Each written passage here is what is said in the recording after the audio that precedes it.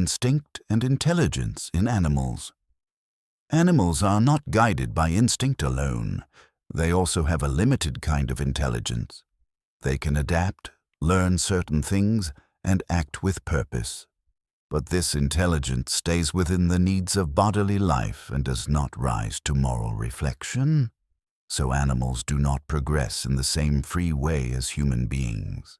Their activity follows lines that remain mostly fixed, even if training can develop some abilities.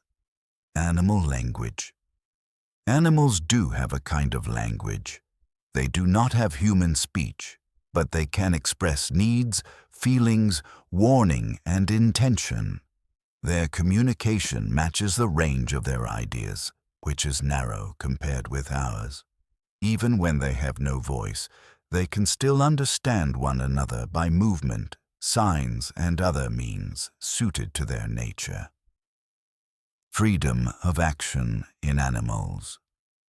Animals are not machines. They have some freedom to act, but only within the limits of material life. This is very different from human freedom because it does not involve the same moral responsibility. Some can also imitate sounds or gestures as far as their organs allow. The soul of animals. Animals have an inner principle distinct from matter, and it survives the body. In a broad sense, this can be called a soul. But the animal soul is not the human spirit. It has intelligence, yet not the same self-awareness or moral life. After death, the animal soul keeps its individuality, but its intelligent activity becomes dormant. It does not freely choose its condition, and it does not remain in the wandering state proper to the human spirit. The progress of animals. Animals do progress, but not as human beings do. On more advanced worlds, animals are also more advanced. Still, they remain below humanity. Their progress follows natural law, not free moral choice. So they do not undergo expiation as human spirits do. Intelligence as a common principle.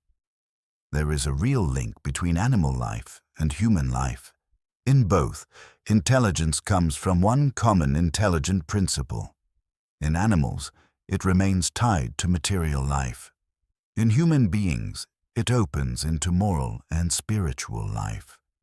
Human nature and animal nature. Human beings do not have two souls. A person has one soul and a double nature. Through the body, the person shares in animal life and instinct. Through the soul, the person belongs to the order of spirits. The instincts of the body come from the organism and its needs, not from a second soul. The body alone is not intelligent. The incarnated spirit gives human life its intellectual and moral character. The origin of the human spirit. The intelligent principle seen in animals comes from the universal intelligent element. In humanity, that same principle reaches a new stage and rises above the animal condition. Before the human stage, it passes through lower forms of existence, where it is prepared and individualized. Then a change takes place. The intelligent principle becomes spirit. From that point begins human life, with self-awareness, sense of the future, knowledge of good and evil, and responsibility. The beginning of humanity. Earth is not necessarily where human life begins. The first human incarnations generally begin on worlds less advanced than ours, though there may be exceptions. Once the spirit enters the human state, it no longer remembers the existences that came before. Human beings as beings apart. Human beings are beings apart in creation, yet they are not cut off from the rest of nature.